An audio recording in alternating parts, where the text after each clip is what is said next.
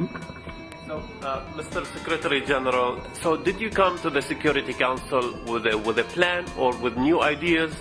Because obviously you went to Libya with some ideas and you shared it with the parties there, and obviously it was not enough for the parties to reach an agreement or to stop the fight. Our humanitarian colleagues on the ground report that the escalation of violence in and around Tripoli has caused the displacement of some 3,400 people fleeing from fighting and has blocked emergency services from reaching casualties and civilians. Clashes with heavy weapons are affecting residential areas, and an unknown number of civilians are unable to flee. And the United Nations remain available to facilitate any political solution.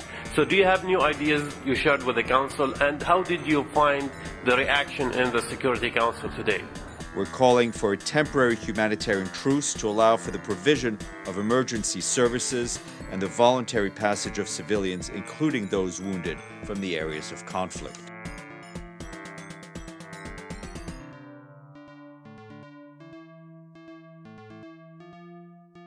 So do you have new ideas you shared with the Council, and how did you find the reaction in the Security Council today?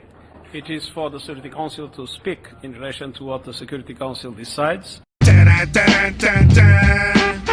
When my girlfriend and I first started reading Aristotle, Plato, Thucydides, major thinkers in the history of political thought, primarily out of Athens, I think a few of them out of Rome and Sparta. Where does Xenophon fall in that? Anyway, we started reading some of these major thinkers in the history of Western political philosophy. One of the things I said to her is, when you look at contemporary politics, when you look at the people who make the decisions, you will be amazed to find that they also read these texts. They also are familiar with these sources. They're familiar with the arguments and ambiguities that are to be found in Plato, Aristotle, Thucydides, so on and so forth. Even somebody who might seem like a kind of lowbrow, despicable career politician, someone like Bill Clinton, to a remarkable extent, recent generations of politicians have had this kind of education, whether they got it formally in elite Ivy League universities or whether they sought it out for themselves. One of the things I find disturbing in surveying both journalistic and professional political opinion about the current events in Libya is that it shows to me the extent to which the people who are now in power and the people who now broadcast the decisions made by those in power, they really have not read Aristotle, Plato, Thucydides. They really do not have that kind of classical learning. I see it reported throughout the mainstream press that the strongman in eastern Libya is supported by Saudi Arabia, as if this is some sort of proof positive that he is not supported by the United States of America, as if Saudi Arabia and the United States of America have not been on the same side of every conflict consistently since George W. Bush. And there was a time, I'm old enough to remember, when Obama first came to office and people wondered, is Obama going to jilt the ongoing military alliance, really worldwide military alliance between Saudi Arabia and the United States? People held their breath, and no, Obama really continued exactly the same policy as George W. Bush. And the world held their breath. People were really uncertain what was going to happen when Donald Trump was first elected.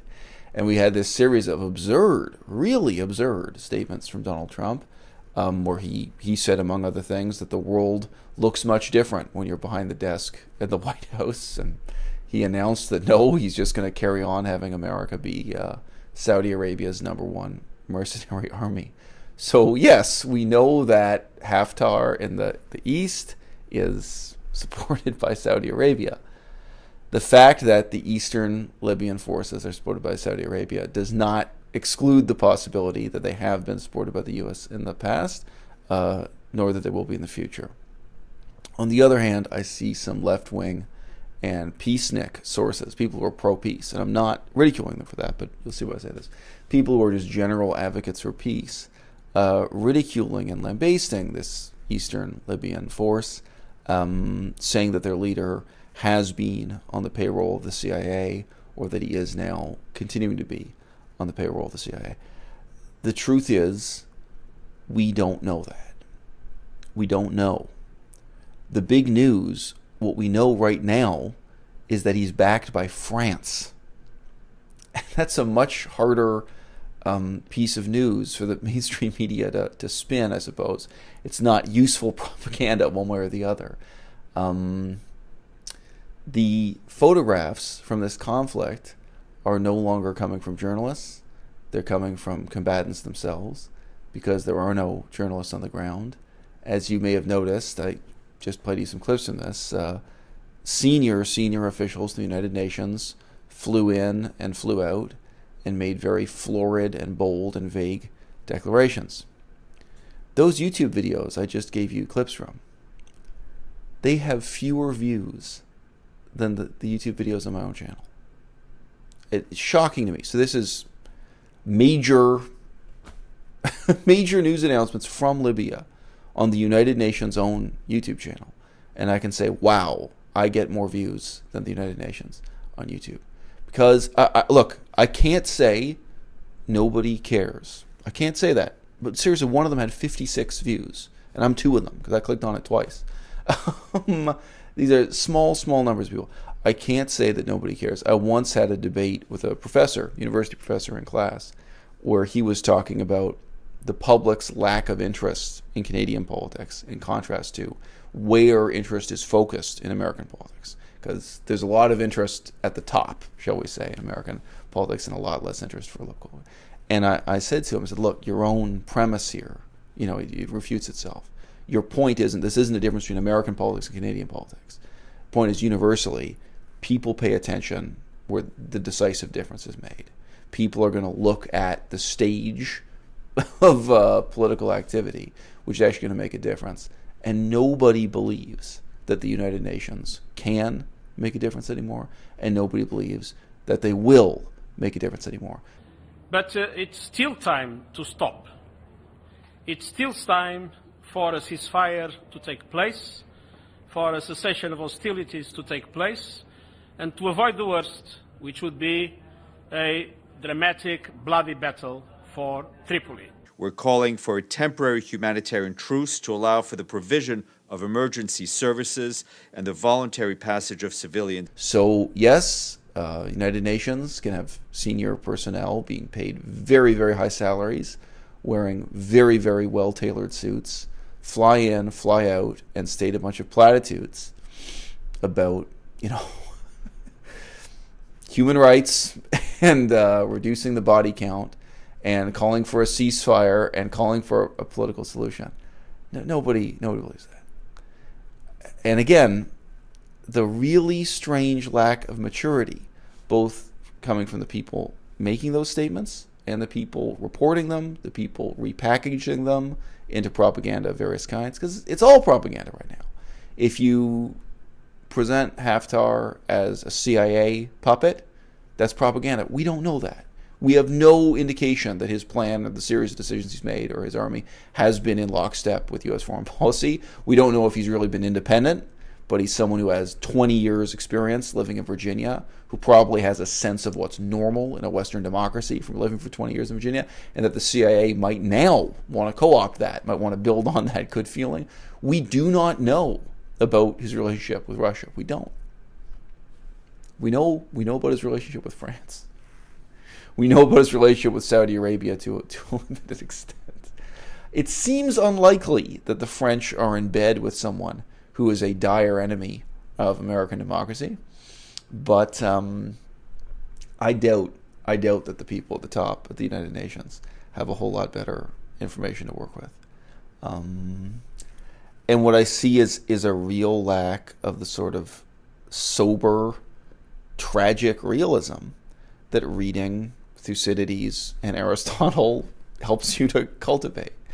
The future of Libya now is going to be decided by the one who wins by force of arms. Period.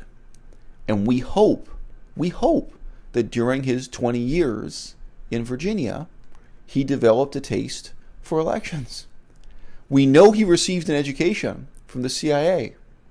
We hope that the CIA did not teach him to be a brutal dictator, but that they taught him to value, creating elections of some kinds. I read a passage from Thucydides today in which he said the concept of rights, in the United Nations context, human rights, political rights, rights only exist in relationships between equals. As for the rest, the strong do what they will, and the weak suffer what they must. At the end of World War II, with the whole world taking a step back and looking with shock and awe at the destructive power of the atom bomb, we told ourselves a story. And in 2 words it went, never again. And the reality is, it's only in a very limited set of contexts in which 2 sides are pointing nuclear warheads at each other that fable we all told ourselves, the end of World War II, holds any weight at all. So right now, the map of Libya is being redrawn, and the political destiny of Libya is being defined by the same old-fashioned politics that go back more than 2,500 years to Aristotle and Thucydides. And it's saddening and shocking to me to see that the handful of people who, in totally undemocratic, unaccountable, non-transparent organizations, whether those are in the press, journalists, or within the United Nations, the people who really earn a good living to do political analysis and provide some meaningful guidance on this. Is it that they don't care, or is it that they simply don't?